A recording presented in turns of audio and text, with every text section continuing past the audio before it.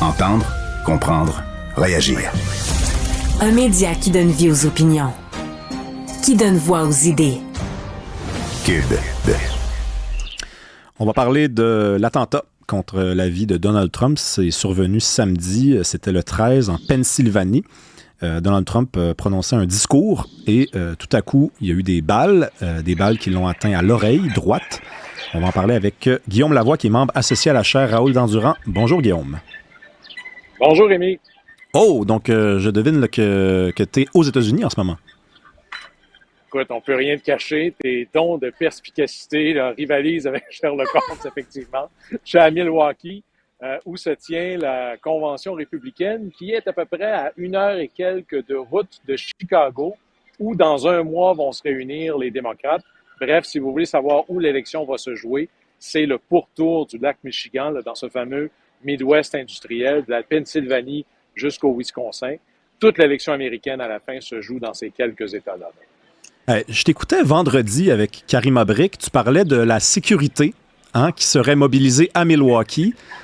Coudon, c'était peut-être dans l'air de discuter de sécurité. Je sais que là, ils n'ont pas l'intention de modifier la stratégie. Les services secrets disent, nous, on est prêts.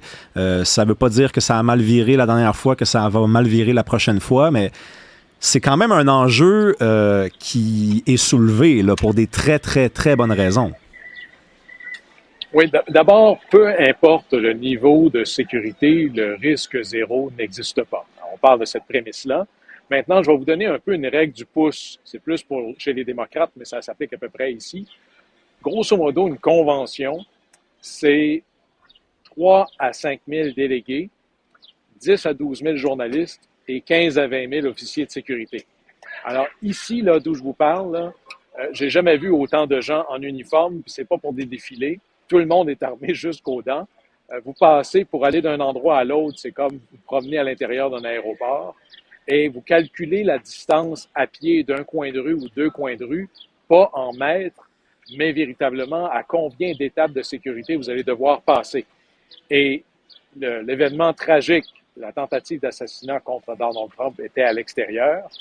Ici, derrière moi, c'est le Fiserv Center. Les conventions, typiquement, sont dans des arénas professionnels comme le Centre Bell, par exemple, chez nous. Alors, ça devient des zones de super sécurité. Alors, ici, là, il y a un périmètre où, pour avoir accès au périmètre, vous avez besoin de certaines accréditations. Et là, ben, c'est un périmètre en cercle concentrique et à chaque nouvelle frontière, ben là, il y a des règles de sécurité ou des contrôles encore plus sévères. Il y a une enquête des services secrets en amont, même pour ceux qui veulent s'enregistrer pour les médias. Alors, le contrôle de sécurité ici est total et absolu. Rien de ça n'est le risque zéro. Mais je vous dirais que pour chaque délégué, il y a entre 3 et 4 personnes en uniforme pour les protéger. Alors, c'est véritablement parmi les événements avec les plus hauts coefficients de sécurité. Vous avez les conventions, vous avez les Jeux olympiques, c'est du même ordre. Le Super Bowl, par exemple.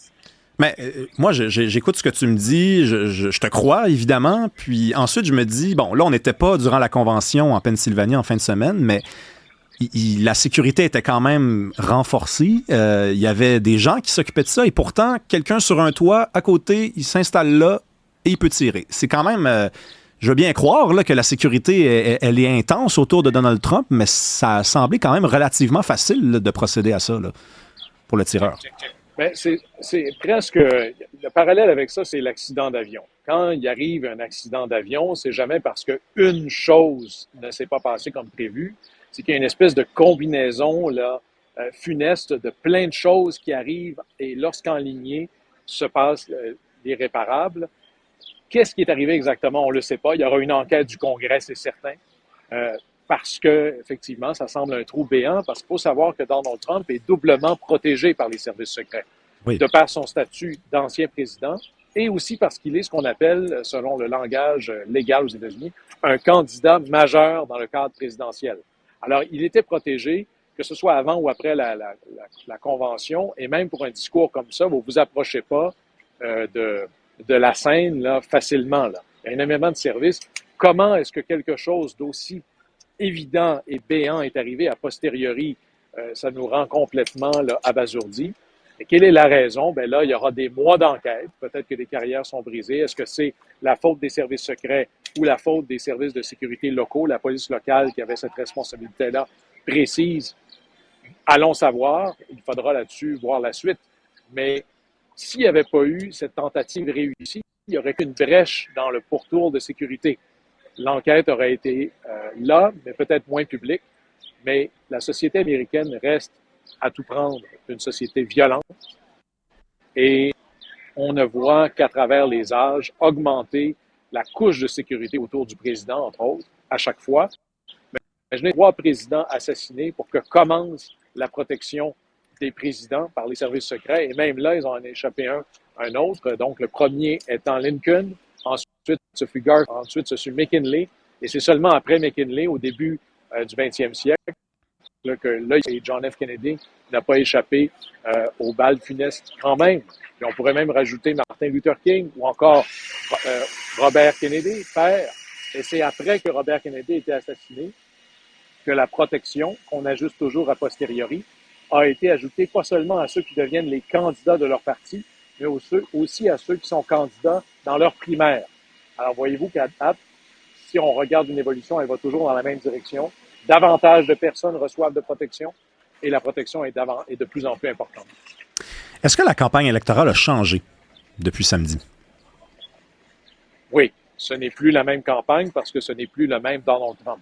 Et là, je ne veux pas vous dire que c'est Dieu, bien qu'il en prend un peu l'emprunt, mais lorsque les êtres humains sont construits de telle façon que lorsque même votre pire ennemi vit une tragédie personnelle, une maladie grave, la perte d'un enfant, la perte d'un parent, passé proche de la mort, la pulsion la plus normale, c'est de sentir un lien avec cette personne-là, de sentir de l'empathie.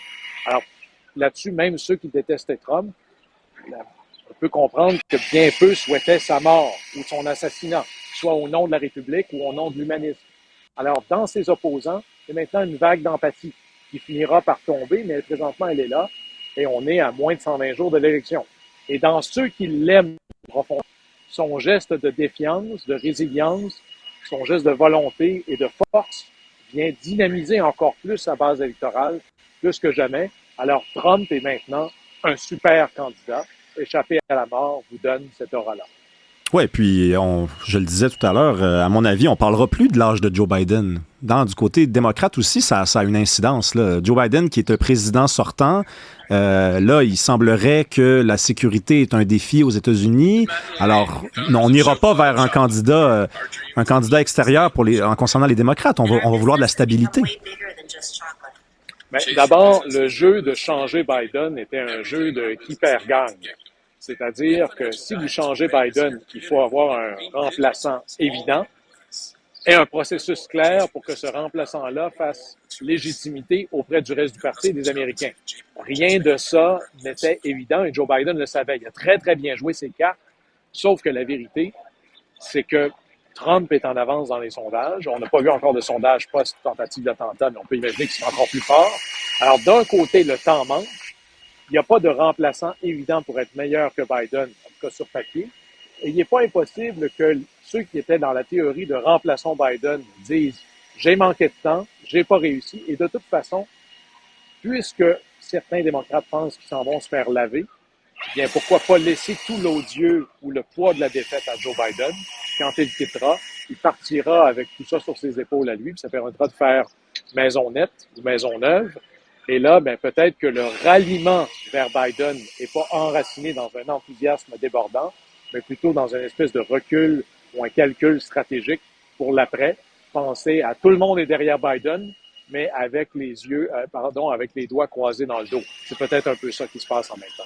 Ouais, on va parler dans quelques instants de la rhétorique de la division là, qui essaie d'instrumentaliser le Parti républicain. Mais avant ça, moi, je vais t'entendre là-dessus. Je suis assez impressionné, peut-être que c'est pas le bon mot, mais je suis surpris par la réaction de Donald Trump qui aurait pu, on l'aurait prédit, et certains se seraient pas trompés, qu'il aurait essayé d'alimenter les théories du complot, dire ça vient des démocrates, c'est son style, ça. Et pourtant, il est plutôt calme. Hein?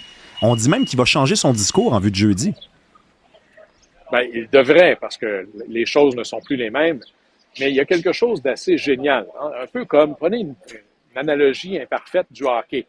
Vous pouvez être Wayne Gretzky a pu être Wayne Gretzky parce que personne n'osait lui toucher, parce qu'il y avait quelqu'un d'autre, bien plus costaud, qui était là pour taper sur ceux qui voudraient s'en prendre à lui. Lorsque vous êtes le candidat qui veut faire l'unité et paraître au-dessus de la mêlée, c'est tellement plus facile si vous avez, ce qu'on dit en anglais, des chiens d'attaque pour dire les choses méchantes. Et là, ça vous libère de ce rôle-là. Et Donald Trump ne manque pas de gens dans son camp pour dire à mots couverts ou des signaux à peine codés que les théories de la conspiration ne peuvent pas être écartées, que c'est la rhétorique de Joe Biden qui a divisé et a encouragé les gens à médire et à détester Trump. Alors, il n'y a plus besoin de faire ça. Au contraire, il bouge vers un rôle de leader au-dessus de la mêlée, de grand unificateur. C'est un peu la posture normale quand vous devenez le candidat national. Mais maintenant, il y a vraiment des gens autour de Trump pour être les méchants. Il peut se libérer de ça. Oui, parce que s'il était en train de jouer le jeu de l'instrumentalisation, des théories du complot, ça donnerait le signe qu'il est en retard, hein, puis qu'il a besoin de mobiliser cette base-là qui, on le sait de toute façon, est déjà mobilisée. Donc, c'est la posture très présidentielle en ce moment qui est la sienne, là. Il le fait, et là-dessus, les républicains sont vraiment en train de la jouer comme c'est eux qui sont en avance dans cette partie de hockey. Et ce qu'on entend ici, bon, c'est une espèce de bulle, mais il n'y a pas de nervosité quant à l'issue de l'élection. Pour les républicains, maintenant, c'est jusqu'à quel point on gagne. Les mots raz-de-marée sont prononcés. Alors ici, on est dans une espèce d'enthousiasme débordant. Et vous pouvez vous imaginer qu'à comparer des démocrates qui sont divisés, c'est un peu le bordel, avec une image frêle de Joe Biden, on va amplifier à fond que la présidence de Joe Biden est un échec, que les démocrates sont dispersés et que les républicains, eux, sont alignés en rang avec une idée claire, et pas un programme clair, mais une vision précise de ce qu'ils veulent faire avec le pays. Et ça résonne dans la population. Guillaume, on va te rappeler parce que c'est un petit peu cacophonique en ce moment. On te rappelle dans quelques instants, OK? On va revenir avec Guillaume parce que là, 6 rondes, check en arrière, là, c'était quelque chose. Donc là, c'est évident que la campagne, elle vient de changer. Et c'est fascinant, la politique américaine. C'est fascinant, la politique en général. Mais on ne parlait que de l'âge de Joe Biden. On ne parlait que de son état de santé. Là, on s'inquiétait de Donald Trump en disant c'est un candidat dangereux, c'est un candidat qui est narcissique, égocentrique, monstrueux. Et là, soudainement, on ne parle plus de l'âge de Joe Biden. En fait, on s'en préoccupe plus du tout. On a même envie qu'il reste parce qu'on se dit c'est plus de stabilité. Et Donald Trump, et là, certains diraient que c'est une stratégie qui a commandé l'assassinat. Mais Donald Trump bénéficie d'un capital de sympathie que moi, je n'avais jamais vu être déversé sur Donald Trump. J'avais jamais vu Donald Trump bénéficier. Tu sais, les gens qui s'inquiètent de Donald Trump, qui disent pauvre homme, ce qu'il est courageux. Cette rhétorique-là est assez fascinante. On va voir dans les prochaines semaines ce qui va se produire. Il y a des gens qui disent qu'il y a un risque d'un deuxième attentat. Parce que si ça a été organisé par des gens disons, qui ont véritablement un dessein qui serait celui de voir Donald Trump périr sous les balles, eh bien, ils ne s'arrêteront pas à une tentative. Il y a tout un enjeu autour de la sécurité. Moi, je voyais, il y avait des théories du complot qui commençaient à circuler. On a le droit de s'inquiéter des fois. Puis ça ne veut pas dire qu'on est complotiste que de simplement se poser certaines questions. On est de retour avec Guillaume Lavoie. Guillaume, tu nous parlais de la division, de la rhétorique de la division à l'intérieur du Parti républicain. Est-ce que tu penses que ça peut fonctionner, ça? Bien, évidemment, il se passe quelque chose d'un peu particulier. C'est comme s'il y avait une seule équipe sur la glace. Trump étant pour un temps intouchable, ce qui se passe, c'est que les républicains en profitent pour établir leur rhétorique à eux. J.D. Vance, qui est un sénateur dont la cote n'arrête pas de monter, peut-être un candidat vice-présidentiel, disait c'est la faute à Joe Biden ce qui est arrivé. C'est lui qui, dans des discours plus récents, disait Trump, il faut l'arrêter à tout prix. Il faut cesser Trump. Évidemment, les républicains, et particulièrement Donald Trump, dit exactement ça et infiniment pire. Depuis le début, il a traité ses adversaires de vermine.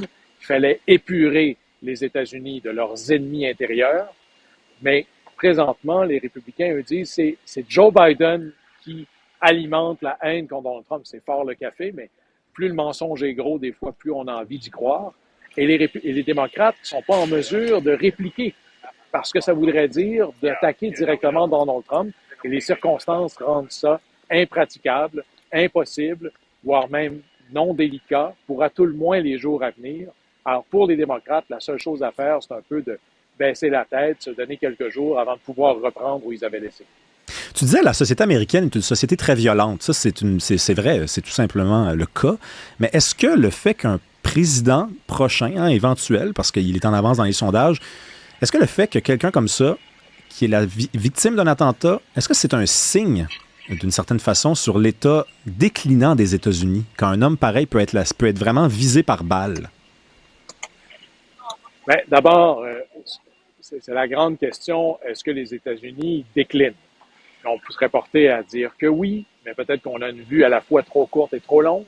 D'abord, si Rome est tombé, toutes les civilisations vont finir par tomber. La grande question, c'est est-ce que c'est maintenant? Et les États-Unis, nombre de fois dans l'histoire, étaient censés tomber. C'est les États-Unis de la Grande Dépression. C'est les États-Unis qui n'étaient pas prêts pour la Première Guerre mondiale, qui se sont fait prendre les culottes baissées lors de la Deuxième. C'est les États-Unis qui étaient particulièrement divisés dans les années 70. C'est les États-Unis dans les années 60 où on a perdu coup sur coup, là. John F. Kennedy assassiné, Martin Luther King assassiné, Robert Kennedy assassiné. Les États-Unis pris dans la guerre du Vietnam. À chaque fois, le pari contre les États-Unis a été un pari perdant. C'est une grande société avec une extraordinaire résilience et enracinée dans une idée éternelle. La liberté, l'idée que des hommes et des femmes sont responsables de leur propre sort, l'idée que c'est une société différente des autres, avec davantage d'instruments pour réussir et donc la confiance intérieure de le faire. Présentement, si ça semble au plan politique particulièrement sombre, c'est la meilleure économie du monde occidental et de loin. C'est là où l'innovation est la plus grande. Sur la planète, vous avez grosso modo 130 quelques millions de personnes à chaque année qui veulent changer de pays légalement. Il y en a presque le quart qui décident d'aller aux États-Unis. Alors, si on vote avec nos pieds, il y a quelque chose ici qui fait que si les Américains ont l'impression que tout va mal, le reste de la planète semble vouloir choisir et de loin les États-Unis comme destination avant bien d'autres pays. Alors, il y a quelque chose dans l'eau qui fait que sans être une confiance désincarnée du réel, il y a un oomph ambiant qui dit qu'il faut continuer quand même. On va se parler tous les jours. Guillaume Lavoie, rapidement, aujourd'hui, qu'est-ce qu'on surveille à la Convention aujourd'hui, lundi? Alors, c'est la première journée et juste pour vous dire à quel point les conventions ont changé, avant, c'était presque du matin jusqu'au soir. Maintenant, il y a une petite séance presque mécanique en après-midi et 4 soirées et c'est tout.